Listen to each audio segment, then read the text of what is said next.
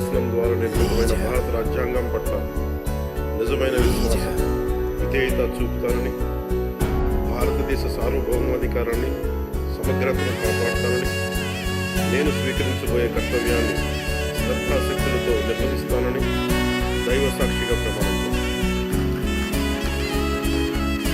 ఆంధ్రప్రదేశ్ శాసనసభ సభ్యుడైన కొణిదెల పవన్ కళ్యాణ్ అనే నేను సభా నియమాలకు కట్టుబడి ఉంటానని, వాటిని అనుసరిస్తానని, సభా మర్యాదలను పాటిస్తానని, సాంప్రదాయాలను గౌరవిస్తానని దైవ సాక్షిగా ప్రమాణం చేస్తాను.